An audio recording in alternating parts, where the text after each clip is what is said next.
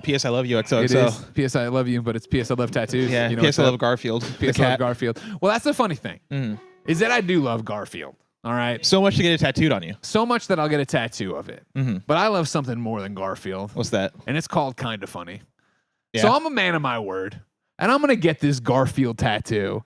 But I'm going to start by getting the Kinda Funny 10-year anniversary logo tattooed on my arm. Oh, a little surprise. Little surprise, little double tattoo. Oh, yeah, there's the out. Oh, my God.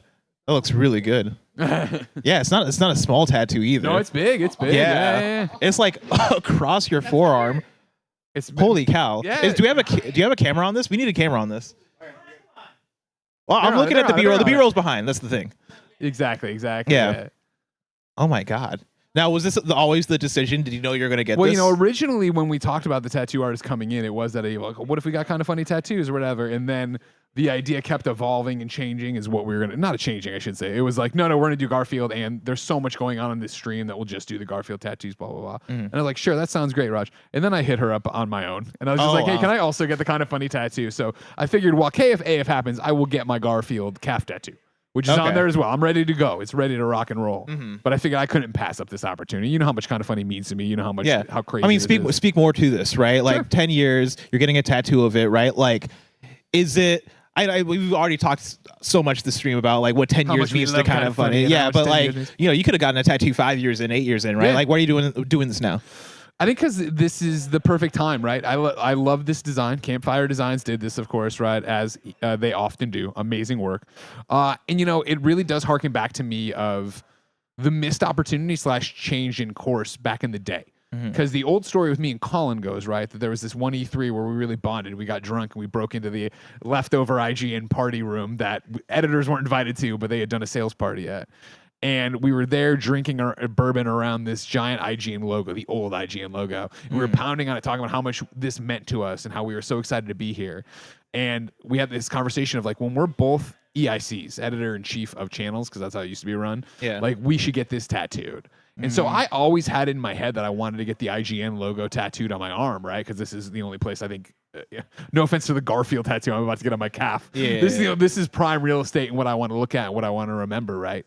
And so, you know, IGN shook up how they did the channels, and there was no longer EIC positions, and I ran PlayStation, but it was blah, blah, blah. And then obviously life changed and all these different things happened.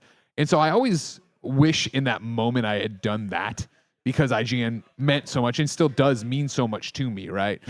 And so to be here celebrating 10 years, like it's a really crazy, as we've talked about, but like mind-boggling of like my first year at IGN was the 10-year anniversary of IGN.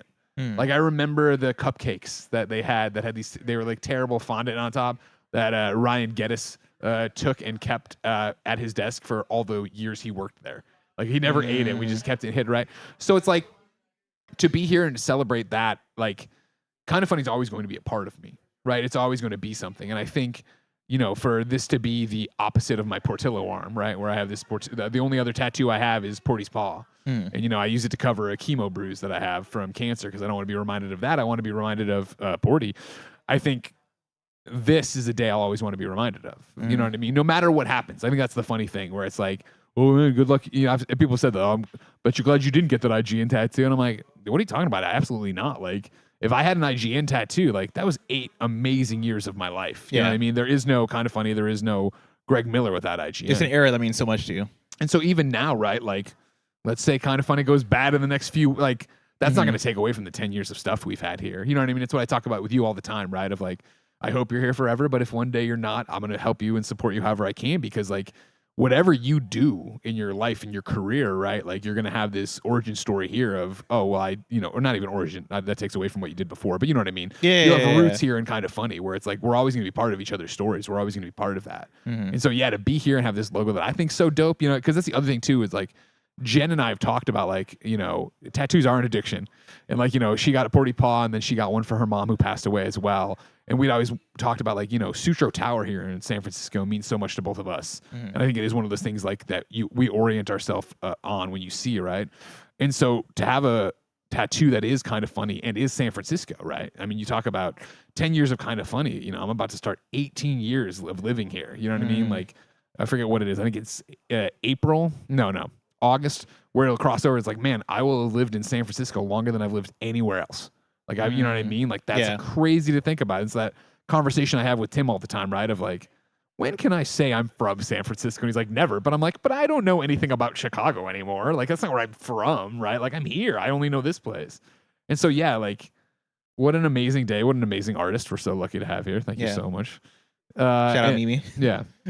And like, you know, to remember this and this achievement we've made and have this logo and like, you know, again, it all goes bad. You know, the EMP goes off and there's no more of this and I can't be funny. I have to go Tim be turns evil and explodes fisherman, the studio. Right? Yeah. It's like, what is that? Oh, this is this thing me and my friends did for 10 years. You know what I mean? Like, what an amazing thing. Yeah. Wow, that's awesome. I love this. Yeah, it's coming out nice. Yeah, the design. We're gonna fill in the bridge with the blue, so it's gonna be like it's gonna pop too. Yeah, because that's one thing. You know, there are so many kind of funny. You mentioned it with Raj. There are so many kind of funny tattoos in the community, right? And the ones that have that cyan, that blue, that kind of funny pop, I'm always like, oh, that looks so good. Yeah, right. And she was like, it's gonna fade. I'm like, it's fine. I want it to look for you know the way it looks for as long as it can look. And again, for me, like the weather and the wear and tear is part of the story. Yeah, where it's like, yeah, that's what it is. Damn. So you talk about tattoos being an addiction, like. Now that you're getting a full tattoo like across your forearm here, like, do you think this is going to lead to more? Like, is this like, are you looking at it now yet and being like, oh man, I might as well get the other arm? I've talked to Mimi, like, cause like one thing I want to do with the Porty arm, right? The Porty paw that I have right now is that Porty's been in so many video games and so many things and in the children's book, right? That I would love to have like turn this one paw into a sleeve of like, I have Andy take like him in Guacamelee and, you know, him in Toem and him in the children's book that Josh Strickland drew, right? Like get a whole bunch of the Porty drawings that have been assembled over the years and put him around the paw as well. Because yes, it is an addiction. And it's like, I see it. It's like, oh man, the what's been crazy about the Porty paw print, right? Of being my first tattoo and being 40 when I got it, 39 is like, it's funny how quickly it just became something that I don't think about. Where it's like rare do I look at it and be like, oh, right, Porty or this, or like, yeah, I have a tattoo. Like, it's just never been that, right? So it's interesting to see how quickly it just became part of Greg Miller's decoration as a Christmas tree, you know what I mean? And so, yeah, like, I wonder if going and putting more in there is just me wanting to fill it out because I think it would look cooler if it's, you know, still mourning him in so many different ways or whatever. But like, I also think it's celebrating him in the same way I'm celebrating this, right? Like, I want to talk about Portillo whenever I get the chance. Yeah. Oh, that's awesome. And I forgot. So I couldn't hear everything you guys were talking about. Where are you at with tattoos? We'll see. I think honestly, like as I've watched Roger and you like get your tattoos today, I think this might be a turning point of like, oh fuck, I should get a tattoo, right? Like, I think I'm over the idea of the doubt. Like, that's what I was telling Roger is that I've always had this thing of, I know myself and I'm an indecisive person. Yeah. And so, like, I always have the fear that, like, I'll get a tattoo and the next day I'll be like, oh, why did I get that tattoo? I didn't want that. Yeah. I think I'm kind of over that hump. Like, I've seen tattoos enough in the last few years and, like, have had the thought of, like, man, it'd be cool. Like, I like how they look so much on other people. Yeah. And it'd be cool if I was able to get one that I think, like, I don't think I would get one and immediately regret it. Yeah, especially, you know, Roger did such a funny thing by getting Mr. Cheddar, right? Yeah. Where it's just like, all right, I'll do something dumb, admittedly, to break through and do it. And it is such a, yeah, you do it and like, okay, cool, this didn't change my life and it isn't a thing. And like, for me, it's always shocking, even though it shouldn't be, because how many people do I meet on a daily basis that have tattoos and I never talk to them about their tattoos, right? Yeah. But like how few people ask about the paw print on my arm. Whereas like it happened the other day, we were at the vet, you know what I mean? Which is like where you'd expect it to happen, and it did. But I am so trained that no one's ever going to ask about the thing on my arm. Yeah. That when they asked me about it, I totally got stumped for a second. I was like, oh, yeah. right. And then I started talking, and they're like, no, we knew Portillo. I'm like, right, yes, you took care of Portillo. You were aware of Portillo. Like, it's a funny little thing of like what this all means and how it really just means something to you. And like as Roger shows, it means as much as you want it to mean. Where it was, you know, for this kind of funny arm, right? We like looked at it and moved it a few times, and I hemmed and hawed a little bit about where I wanted it. And then when she was like, all right, do you want Garfield stencils on? Do you want to look? Do you want to take a photo? I'm like, oh, I don't really care about the Garfield one. Yeah. Is it big? Is it Garfield? Is it on the back of my calf? Great. Go for it. Oh, yeah.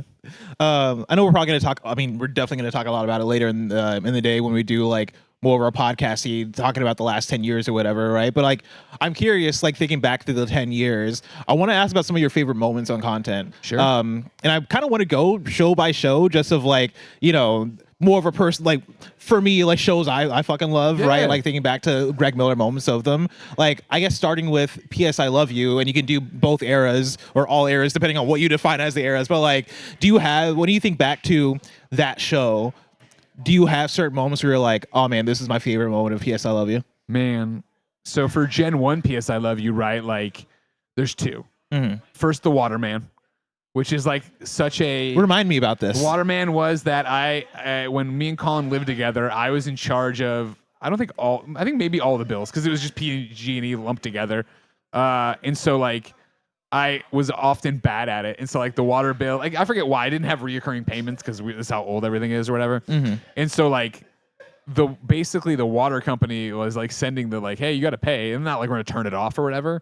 But then they sent a guy who like knocked on the door when we were in the middle of a podcast or whatever.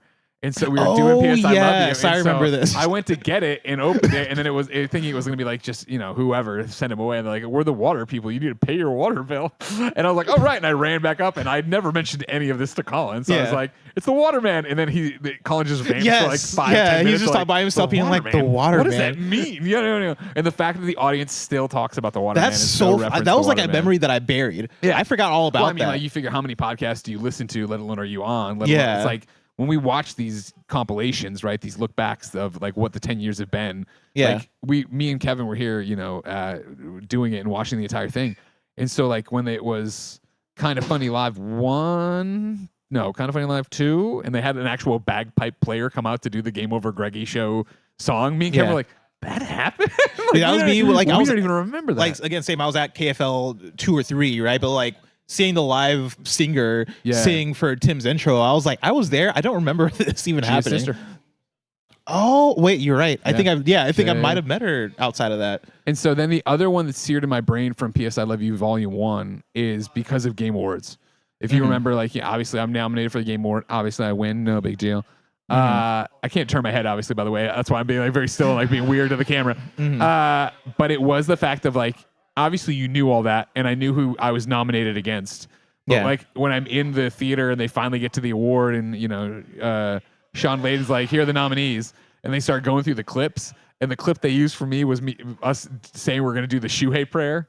Where it was like, we're doing shit. Don't get a bee in your bonnet. Don't do this thing. Because I was like, so like, oh, I know people are going to have a problem with us doing a prayer because they've had problems with us doing a prayer before. Yeah. And the fact that that's what they did to introduce me to the entire world at the Game Awards, like, oh, okay, thanks, Jeff. That's funny. Like the show automatically just found it. Like it wasn't a thing that you guys would nobody asked. Whoever they put together the clips just went funny. in and found clips or whatever. And that's the clip they used is me immediately walking back that we're about to do a prayer on a show. I was like, okay, cool. Oh my God, that's awesome. Yeah, hail Shuhei or whatever. And then, for you and me, for Volume 2 for PS I Love You, right? Like, I think there's a bunch of different stuff in there. And, I think it was such an important thing for you to want to do that show again. And so I think us jumping in there and doing it was powerful on its own, but then so interesting of learning to dance with you. Obviously from doing this so long and so well, that like all of this is having a repertoire with somebody, right? And feeling them out and understanding how they work and what, you know what I mean? What's going to make them laugh or what's going to make them think or how you're going to do this and blah, blah, blah, and how to read a facial expression or how to read what's going on here. And so for us to jump in the deep end of doing that show and like, I know you from the community. Yeah, you know what I mean? I've talked to you a few times. You were an up and comer, but to really be like, we're doing this show and for lack of a better term, right? There's no lifeline. There's no third chair at that time. We're not going to switch hosts like Games Daily. Like, it was you, me, and Tim moving things in and out, Andy jumping in there. This was like you and me got to find the rhythm and you got to go. And I always think so fondly of my career, the advice I give of just go do it, right? Go do a podcast, but then also know you're going to be bad at it when you start. And I don't think we were bad at it, but it was that like, are we doing this? Not to mention we're stepping into a huge shadow here, right? Of like, as long as Colin and I worked together, as good as we were, what that show's reputation was before.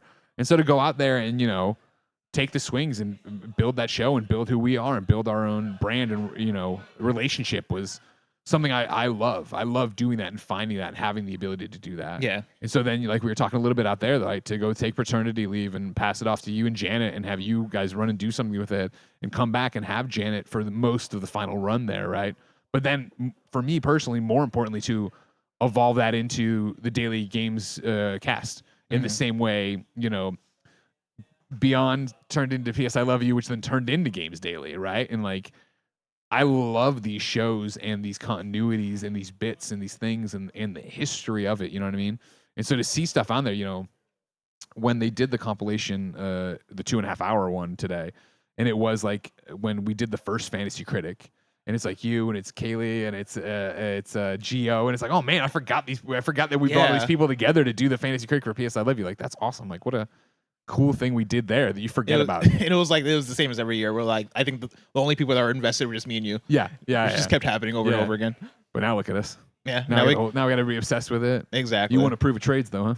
No. I mean, that wasn't even on me. I think that was Mike. No, it was you. Was it me? Yeah, okay. Mike approved it. It would have. I'm glad you did it. I mean, I would have shut it down anyway. I would have shut it down. I'm glad you did not because that would have been.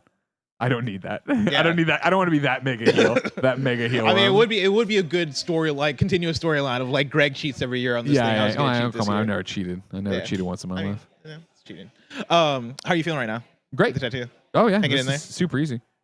Man, so cool. Yeah, I think I'm gonna do it someday. It's one of those where I think like. I know it also depends where you get it on your body. I've only done my forearms, I guess, so we'll see what happens when I get the calf later. But like, it doesn't hurt the way I expected it to. You know what I mean? But I know closer to the bone is different and yada, yada, yada. But you know Poe, one of the weakest people I've ever met in my life. You know what I mean? Of course. And when we were 18 years old and went to Florida, he got a tattoo on his ankle. And I remember, how bad is that?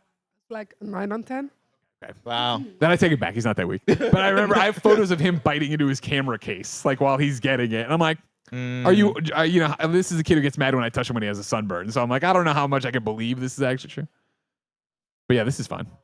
Tell me about one of your favorite moments from Game Over Greggy show or Kind of Funny podcast. Sure. No, I love that. And again, I think eras are so important to it, right?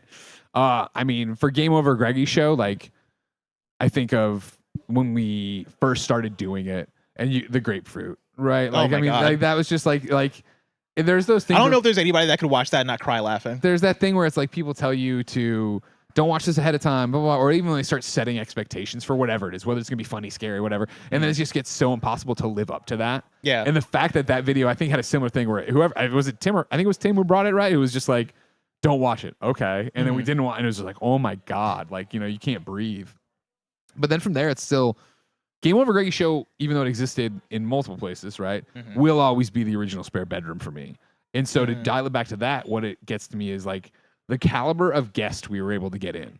You know what I mean? I remember walking Aisha Tyler up from the street, up my stairs into our apartment, being like, all right, and you're gonna see a wiener dog. Don't touch him. Don't talk to him. He'll pee if you do. And then she's like, wait, is this on camera? And we're like, yeah. She's like, I didn't pay close enough attention. I did not do any makeup. But it was like that, and like Michael Rosenbaum and all these different things where it's like, you know, I think one of the things that's kind of lost in the death of Twitter or whatever Twitter's become, right, where it's no longer cool for sure, is the idea of like, man, it used to be so easy just to reach out and talk to people you have no chance at talking to.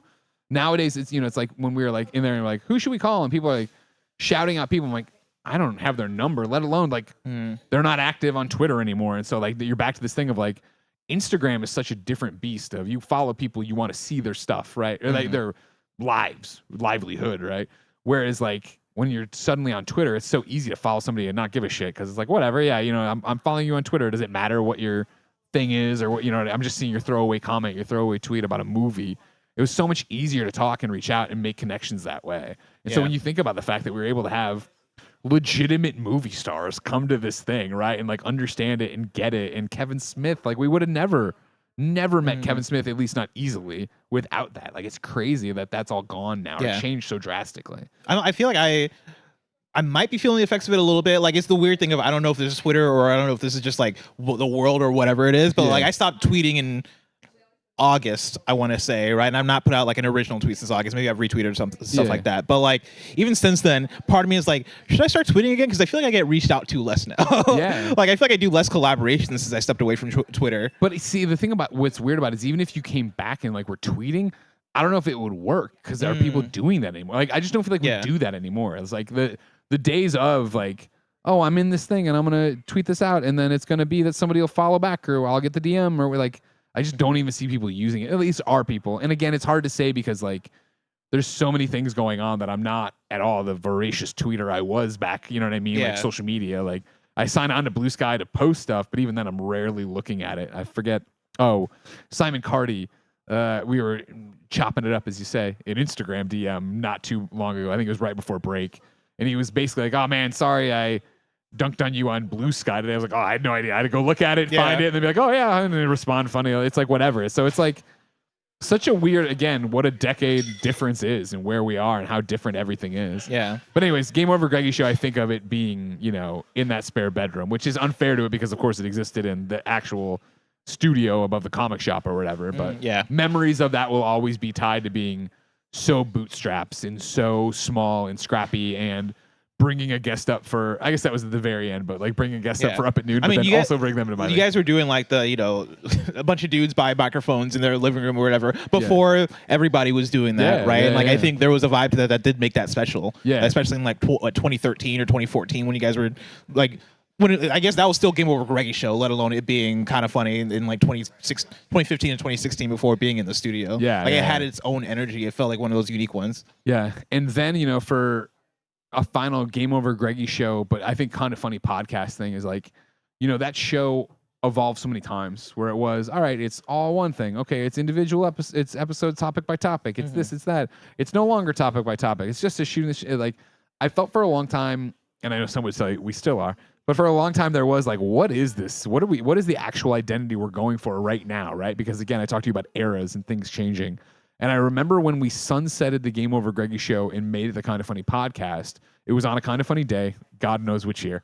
But I remember we did the final episode and me, Tim, and Nick got choked up. And it was so weird because it's like, why are we getting upset about this show going away when we're going to do it again next week? Just call it Kind of Funny podcast. And Nick said it so poignantly, which is so rare for that Neanderthal. Yeah. But he said, you know, this podcast was always like coming home. And I was like, oh, and like once he said that, I really feel it helped define what Kind of Funny podcast was, where there were the people who were, man, I want it to be, what's up? Oh, I thought you were looking at me like you needed feedback from me. It's great and it feels good. Don't worry. Okay. But there was the, you know, once he said that, I felt that gave the Kind of Funny podcast the identity I needed it to have, where it's like, cool, this is us shooting the shit, because it is, crazily enough, as you know from working here, the only time those four people, whoever it is that week, are going to get together and shoot the shit. Because it is, there might be a group that goes plays soccer, or there's gonna you and this person are going to go to a demo, or you're on a stream with three people, but not. Those are all different combinations of trying to do something that isn't, hey, can we make you laugh? Hey, here's a funny story of this stuffed squirrel Gia saw out the window. You know what I mean? Of whatever. Like that, I think is so helpful for us, and again, grounding to who we are. You know, the Reddit had a thread the other day of like, you know, what do you think's gonna happen on Kind of Funny Day? And like, or maybe it was when we just changed the Patreon logo to be the Kind of Funny Games logo or whatever. And somebody was like, oh man, I think they might sunset Kind of Funny podcast. And it's like, man, I couldn't imagine doing that, because not even because it's like, oh, it's a juggernaut of views or something, but I feel like it's so the DNA of the company, and so the like at the mantra of what makes us different.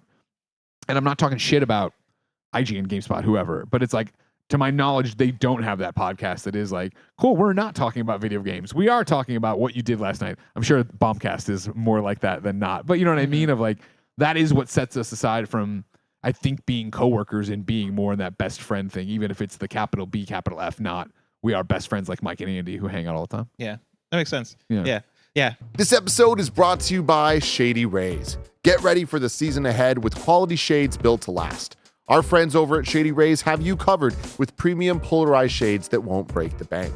Shady Rays is an independent sunglasses company offering a world-class product rated 5 stars by over 300,000 people. They have hundreds of options to choose from, so you're bound to find the perfect pair to match your style. Plus, if your shades ever go missing or take an unexpected hit, don't sweat it. They have the most insane protection in all of eyewear. Every pair is backed by lost or broken replacements. If you don't love your shades, exchange them for a new pair or return worry-free within 30 days. Y'all know I've been outside a lot in the sun playing Pokemon Go, and it's such a great experience wearing my Shady Rays when I'm out and about looking dope. Exclusively for you, Shady Rays is giving out their best deal. Head to shadyrays.com and use code FUNNY for 35% off polarized sunglasses. Try for yourself the shades rated 5 stars by over 300,000 people. That's shadyrays.com. Use the code FUNNY. This episode is brought to you by Rocket Money. You sign up for something, forget about it after the trial period ends, then you're charged month after month after month.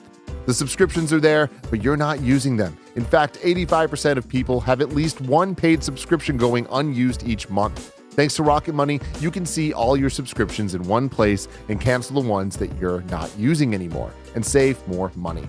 Rocket Money has helped multiple members of Kind of Funny learn that they are still paying for things they totally didn't even realize. Rocket Money is a personal finance app that helps find and cancel your unwanted subscriptions. It monitors your spending and helps lower your bills so you can grow your savings. Rocket Money has over 5 million users and has saved a total of $500 million in canceled subscriptions, saving members up to $740 a year when using all the app's premium features. Cancel your unwanted subscriptions and match your financial goals faster with Rocket Money. Go to rocketmoney.com/kindoffunny today. That's rocketmoney.com/kindoffunny. rocketmoney.com/kindoffunny. I think when I think to Game Over Greggy show and Kind of Funny podcast and the place to have, like, Please. those are shows that I also wouldn't want to see go away. It's funny because, like, now that I work here, I don't listen to the podcast. No, really, that makes sense. right? But like, it to me, I think you hit the nail on the head as far as like the DNA of it. Like, this is what makes Kind of Funny unique compared to like other games channels, right? Even other channels, period. The fact that like this is where it all started, just 4 people around a table just chatting. Yeah. And the fact that you still have that same rigmarole that you do every single intro, right? Of like, or 4 people gather around this table. Yeah. Like, it's not a unique premise anymore, but it's still a unique to Kind of Funny thing of this is our bread and butter, and like this is what we always come back to. Yeah, right. It's coming home where it is that idea. Yeah. Like it is. I think what it used to be as the only thing we did, right? Well, not the only thing. There was Oreos and there was a conversation with Colin. But when it was like the most regular thing we did, it was more the like, oh, I'm so excited to hang out and blah blah blah. And maybe, especially after work, it was the event. Like, you're blowing off steam. We just had a bunch of underdogs. Now we're gonna have an old fashioned and talk about whatever. I think nowadays it's more I look at it as when you lived with people in college, or I don't have family, but I would assume, at the end of Christmas when everybody like left the party, like it's the after party of like, woo, we're exhausted. Did you see what Uncle Ted did? Or, oh my God, like that kind of vibe to it, which I think is so healthy for who we are and what we do here. That looks awesome. You're killing it. Yeah, it's looking right really good. What about In Review? Do you have any favorite moments from In Review? Oh my God. In Review, immediately I think of Beast and the Mangoes. Yeah. I mean, this is stuff, and this is all stuff that I think, honestly, I think of because the community attached to it. You know what I mean? When you're, it's funny because I work here, so I probably know the answer for myself, but when you are making those moments in real time, do you realize that like that's going to be something that people latch onto for sure? Because there's been so many times I've tried to generate it, right? And it doesn't work. Oh, yeah. Because for me, it's like when that white boy can run, that shit slayed me in real time. I guess when the podcast came out, I listened to it, I was like, oh, that's so fucking funny, right? And I look at the comments and everybody's like, oh, that's like what everybody's quoting. There's no way that he doesn't know when he's saying that, like, that's something that's going to be I knew it was funny, right? But I think it's just so you look at that, right? And you're talking about Winter Soldier, right? And so you're so early in MCU in review that, again, like, you don't even know what MCU review is. We have a podcast in a podcast. Were we doing Ragu Bagu? I don't even know. But it was like, it definitely, that's when you start, like, always feel like the dinosaurs in Jurassic Park, where you're like touching the fence of like, does this work? And how does that change? And like, that's where you find like what a show's vibe is going to be. And that's when In Review really did become, oh, like, shit, Greg, you can recap movies really crazily. You know what I mean? Like, granted, you're ad-libbing, but you're also like really are Santa Clausing it and remembering these weird details. And it's like, oh, I never knew that about me. So when it became something that people were like attached to, right? It was like, oh, okay, that's something to run with. And then like, yeah, the way that white boy can run, like, was such a funny thing that like I, just thought up it when we were going to town on Captain America. Yeah, God, yeah, MCU in Review. Like, I think that's one that. I mean, of course, that was like a breakout success, right? Like that was the thing that I don't even know if you guys like. I mean, you just mentioned that by Winter Soldier, you're still figuring things out and figuring out like what are the podcasts in the podcast? Are we going to have that? Like, touching the fence, like you mentioned, right? But like, I remember the announcement of that and being excited for the announcement. But like, that was one where I think even like listening to the show was even better than the announcement of the show, because as I'm listening to it week to week, I'm doing the same thing, right? Because that was up to Infinity War. Yeah. So like. I'm as excited for Infinity War as like, everybody else is, and I'm listening to it every single week, and I'm just like, damn, this is such like a great ritual of like, you know, this movie that the world is like the most excited for, that they've been for a movie in years and years and years. Like, I have a reason to rewatch it. At the same time, that's when I lived in Seattle, and I just became friends with like you know, Rihanna, that people know from What's Good Games, right? Rest in peace. What's Good Games, not Rihanna. Rihanna's live. But Still making content. Go see your stuff. DNR Media. Yeah, but you know, I'm friends with Rihanna, Frankie, my friend Colin, not our Colin, but other Colin. But like, you know, we are all this whole group is Kind of Funny fans that happen to live in Seattle that met through the Facebook group, and every Saturday we would meet up and watch an MCU movie at Rihanna's house, and like we would buy Domino's pizza, bring it over to Rihanna's house, and like, you know, watch the MCU movie together and like do the exact cadence that you were doing. I'll then listen to the podcast and like, you know, feel so involved with the memes, feel so involved with like the building of it, which is like all of our podcasts. But I think the fact that MCU in Review had this like, it's a series, right? Like, it's starting in January, it's gonna end in May or whenever that movie came out. Like, it is a truncated thing, and of course, In Review continues to go on. But like, MCU In Review felt like such a, I'm not even gonna have this forever. Like, this is a 5-month sequence of content. Like, this is an event, and like, it really lived up to it, right? Like, that's one that really hit home for me. And like, there's so many moments that I feel like I can pull as far as the Beast with the Mangoes from X-Men, I guess. X-Men, which is later, but you know, it counts. Yeah. Like, that's one that I remember loving so much. And so, you know, we were so lucky to have that all work out the way it did, right? Like, you know, In Review only exists because Jack Patillo was on his phone in the office. And he was visiting, and he looked at his phone, and he went, "Huh, that's interesting." And we all went, "What?" And he goes, "Oh, it turns out that if you start next week or 2 weeks from now, whatever, you watch every movie once a week." And we were like, and Tim was like, "Wait, that's awesome." You know what I mean? Because we'd been for the longest time like trying to figure out what a movie podcast for Kind of Funny would look like, because it had been like we just couldn't crack the nut on it. And it, like early days, like probably 10 years ago, we were thinking about it, and it was like, well, what if we just went to the film and went to the movies once a week on a Friday afternoon, thinking we would have time. And then, you know, put a camera in the car and drove back and talked to it. And it was just like, like, what's the hook? What are we doing? Why? What makes that special kind of thing? And like, what makes it not just a topic on the podcast? Why not just do a Kind of Funny topic? So like, when we actually had a rubric of like, oh, like this is limited and this is thing, oh, we could review and rank them and do this thing. Like, oh, this will be interesting. What is one of your, or like talk about maybe some of your favorite off content moments of Kind of Funny in the last 10 years, right? Like something that happened off camera that like, I don't know, stuck with you, or that or that is special to you. You know, I think one of the things we're so blessed to have grown, you know what I mean? And to be 11 people strong, which is just crazy, right? For an independent content creation thing in San Francisco, yada. It was the idea of like, I miss all of us going somewhere. Like the old days were like, you know what I mean? Like old days, a decade ago of like, we're all going to MomoCon, so we're shutting everything down, you know what I mean? Or like, even when it was like 95% of us are going to E3 and we're all going to, you know, do it from the war room. And then what the world tour became, where it was like, you know, we broke it up into different groups, but like we went off and did those things. And for some reason, the Arizona trip stands out of having a bunch of great moments where it was like, we had this weird Airbnb house because, God, we were desperate to save money, still are. And, you know, I was sharing the room with Andy, right? And then Nick came and hid on the side of my bed. There's like social media footage of this, but not content. And like he kept stealing things off my bed trying to spook me, but I was just drunk enough that I wasn't seeing it. And so it takes me way too long to recognize that and see that. And then like it was our first time Andy took us to Peter Piper Pizza because they had one. It was like Royal Rumble that's where Nick is like, what am I, Jesus in Nazareth, trying to carry the chair out of the place because Cool Greg wanted it so bad. Like there are so many moments like that where it's like, oh, that was such a great, like, fun little, like, we're all on the road. And for some reason, even though I don't think it's true, it feels like the last time.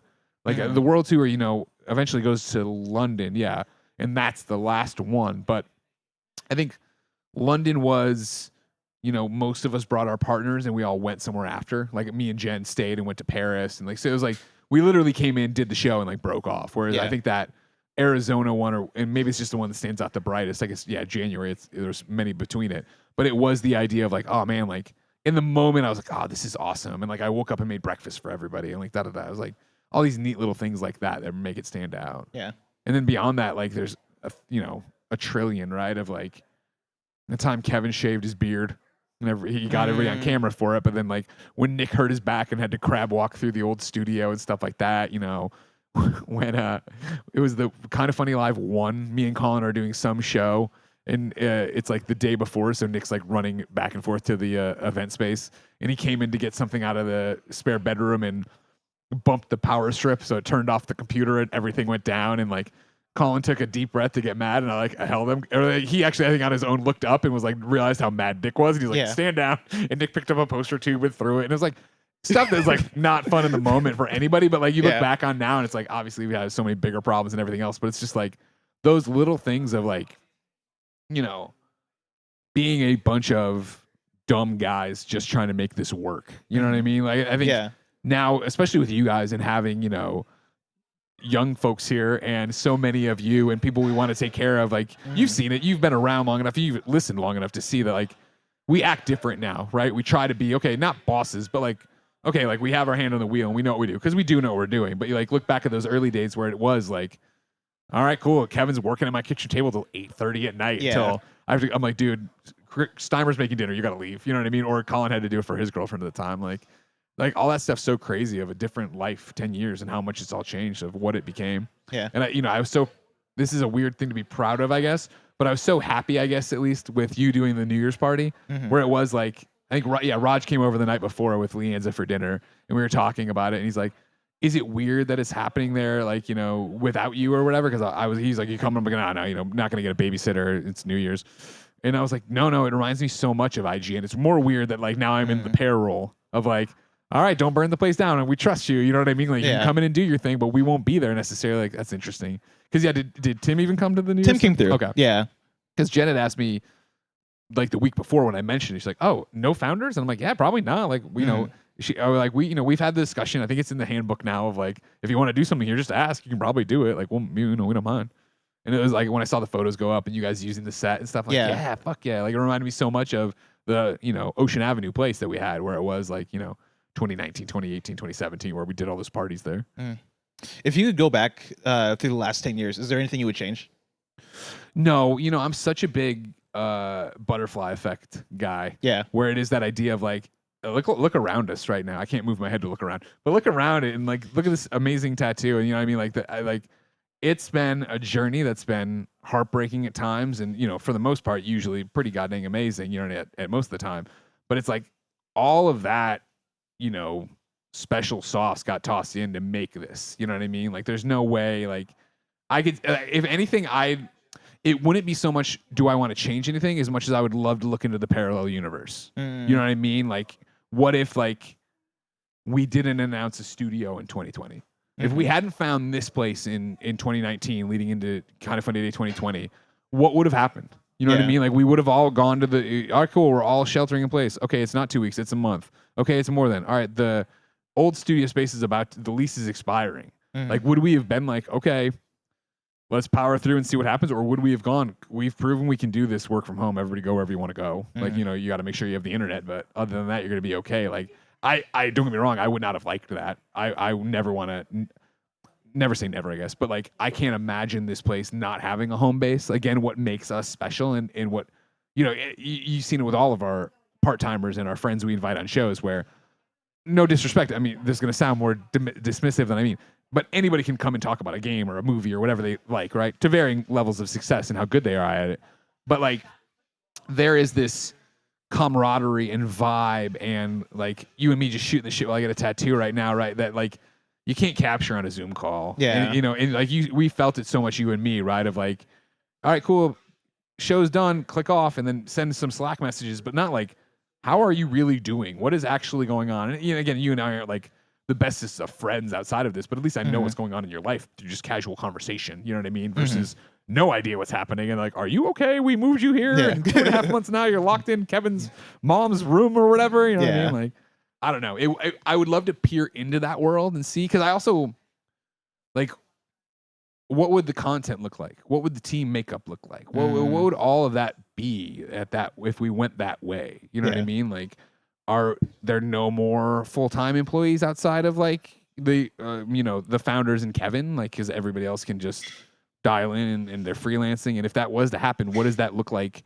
You know, at large. You know what I mean? We look at Janet, right? She does freelance so well, right? She's done so many different things and it's amazing. And now we see Stella starting off on that journey as well. And it's like, all of that's fascinating, interesting, but like, that's a tough gig and that's not for everybody. So like, you know, what would that mean for Mike? What would that mean for Andy? What would that mean for you? And it's always an interesting worlds I'm glad I don't exist in, but like fun questions to ponder in the what if kind of way. Yeah. Where do you see us in the next 10 years? Great question. You know, I think we're classic at setting the bar low and then super overachieving. I don't see us much bigger than this. And I obviously a million things could change and you know, whatever, wild hair or influx of money or yada yada yada, but like this works and works so well. And I think when you sit there and you look at the people in our space who have gone bigger and not even failed at it, Rooster Teeth was quite successful at what they did, right? But you start getting bought by the guy who then gets bought by the guy who gets bought by the guy, and suddenly that doesn't exist anymore. And even before it doesn't exist as the same thing. That's the biggest thing, right? Like 10 years from now, it'll still be a bunch of folks shooting the shit and talking about what they love. It's what we're talking about, you know, in the speech to start the day of like, it is that passion from the start of it. It is this relationship we have with the community, right? Where it's like, you know, the January 5th, 2015 message was we exchanged the reach of IGN for the intimacy of Kinda Funny. And that still is what it is to this day. Like, you know, I love when our haters show up. And they're like, how are they still around? They still don't have 300,000 subs. Please, everyone. We're like 350 subs today away. Go to YouTube right now, youtube.com/kindafunnygames. Subscribe. But, you know, it's that idea of like, we continue to not only succeed, but flourish, right? The podcasts and their success, the #1 and #2 daily video game podcast, right? Looking onto Apple's charts and seeing us on there and way high. It's like, it's awesome to see all that and still have it be, it's still this, you know, by comparison to a IGN with millions of subs and all these different things, right? Or way back in the day when me and Tim were in the audience watching Bernie Burns give a speech at VidCon, and he was like talking about on their Indiegogo campaign for the original Laser team, how, you know, this is the number of subs we have on Rooster Teeth. This is the number a normal video does. This is how many Indiegogo supporters we have. And it was like, you know, 25,000 or something crazy. And he's like, this is, if we put up a video, he said this, if we put up a video and it got this number, we would take it down because we would think something's wrong with YouTube. Yeah. And it was like, well, okay. You know what I mean? I'm like, you know what I mean? Like, we're so happy when we crack 29,000 here, right? But it's like, so hard to explain our business model to the people who love us, let alone the people who hate us, where it's like, well, sure, that's how many people watched on YouTube, but how many people were live on Twitch? And then how many people are downloading the pod or listening on Spotify or iTunes or this, or going to do the thing where they binge it later, or they watch it. It's like, it's such a hard thing to nail a number on, but I love to sit here and have it be the people who show up and it's like, how is this still happening? And it's like, well, clearly we know what we're doing, but we know what we're doing right for 11 people. Like we know what we're doing for success here. And I think that's a very dangerous scale we play with. And I think that, you know, if you were to add that 12th person, that next salary in San Francisco, it suddenly becomes a lot more, okay, the adpocalypse that we weathered and, you know, are on the rebound from and all stuff. We did that, but you know what I mean? Like, what would that look like with 12? And where are these, you know, breaking points and lines and everything else you have to worry about? And so, you know, no one knows what's going to happen next week, let alone in 10 years. My thought would be that we will continue to be quite conservative and quite content. You know what I mean? Like, I think I don't have a vision and a dream of us being 30 people. Like, that's just not what it is. You know what I mean? 12, I could see. You know what I mean? One other person, sure. I could also see it going the opposite, where, you know, if it was that you or Andy or Mike or one of those roles were like, you know, peace out, I'm going to go do it on my own or whatever, or I'm going to go somewhere else, whatever. I don't know if we would turn around and immediately hire somebody. I would wonder if we would just even freelance the person who's leaving, right? Of like, okay, cool, or whatever, like, let's do this, right? Like, it's a brave new world right now that continues to change. And I think what's, you know, wrestling with the 10-year anniversary and thinking about it and talking about it in a way I don't normally, it's funny to look at it and be like, oh man, like, we left IGN and we're doing this new thing, we're gonna be so nimble and da-da. And it's like, I didn't even notice that we were just building another IGN. Yeah. We were just building another IGN, a small IGN. It's like, oh, and it's like, that makes sense because that's all we knew, right? And it also makes sense, I think, that, you know, seeing where IGN struggled on things we were like, you know what, we'll stay small and we'll do this, and we're gonna, run our own ads and do these things and use third-party vendors, so you're not worried about like, oh, we need to get bought to do this to survive. Mm-hmm. And so there are all these little things that we made these choices for that I think are informed by our own failures. You know what I mean? I remember when we were still very, very young, and someone on Twitter asked if we were going to have an official message board, official forum. And I was like, oh man, no, like there's a subreddit if you want to go talk there. And Gus from Rooster Teeth was like, hey, you should, like, publicly, he's like, you should own and operate everything, blah, blah, blah. And that was kind of a motivating thing of like, all right, cool, let's get the Kind of Funny forums up and running, da, da, da. And then, of course, none of us were passionate about the forums, not because of the people, just because we're not forum people like that. Like Tim is, he lurks and reads, and I lurk and read Reddit, right? But that's not what that audience entered into. Yeah. They thought they were entering into, oh, it's going to be the place that Kind of Funny hangs out. And so when we weren't, there was a backlash from that, understandably so, because we had it's like any other relationship, it's based on communication. They had expectation and we didn't. And it was like, oh, okay, so like that was a mistake. We back to the passion and what we should be doing the things we believe in and that they believe in, and yet moving on that way. Like that was a big learning experience for us. Do you have any dreams left, like for Kind of Funny, right? Like, I mean, you go back and you talk about how back when you were in school, right? Like you wanted to become a journalist, you wanted to get into like video games journalism or whatever, and so you studied journalism and you started working at the Tribune. Yep. Yeah, you started working at the Tribune, did all that, right? And like even as you're starting Kind of Funny, you wanted to do the like the Wings show, right? You've done the pilot, and like there's been so much that has been done at Kind of Funny. Talking about the next 10 years still, like, are there dreams that you have that like that are either still on the table, or new dreams, or things you want to see happen in that regard? Yeah, I mean, it's the hokiest answer, and I know I've said it before, right? But my dreams are to see your dreams come true, and Mike's dreams, and Andy's dreams, and everybody else. Like, my dream came true at 23. Yeah, Mimi likes that answer. My dream came true at 23 to go work at IGN and review video games, and so everything that's happened since then is icing on the cake. And so, I think a long time ago, I've talked about this before, maybe not even on camera, but I definitely talked to Roger about it. No, I think maybe last Kind of Funny day. Doesn't matter. But when you asked me during our We Have Cool Friends, I was like, you have any questions for me? You're like, what is it like to be Greg Miller? And I totally flubbed my answer because it caught me so off guard. But it's like, it's that idea that like, it's trained in every person, I think, to be humble isn't right, because that's a good thing to be, but also kind of, dismiss your own successes. And so I think, bringing y'all on has been that thing. And the hearing stories of like, oh, I grew up this, or they, and then the kids who, oh, I did all these things of like, okay, cool. I do have a platform, and I do have a voice, and all these things that I need to be cognizant of, that I can't sit here and be like, oh, whatever, I'm just some guy. Yeah. I need to actually be like, oh, okay, cool. Like there's a platform for me to use, and how do I use it? And it is, oh, that looks so good. Come on, Mimi. There's so much for me to do, and there's so much that I want to do and chase, but like, I want This Is Awesome to get another season on Netflix now or whatever. I want to, be a rest. But it's that all falls into the same camp I talk about, where that's not the goal. Yeah, can we get the full screen maybe? Because I think is it done? Oh my goodness. Looks awesome. Sure. Mimi, that's awesome. That's incredible. So I'll put it down for the shot. Yeah. I love Oh my that. God. I love that a lot. Oh, that Thank is you fresh. so much. Yeah. So thank you. Yeah. And I'm gonna wrap you the arm so you can lay down on the belly. Nice. We can get it to KFAF then while I get my arm tattoo up and running. Yeah, is KFAF the next thing that's on the docket? Yeah. Cool. Hey, I'll give a shot. Hey, Nick and Andy.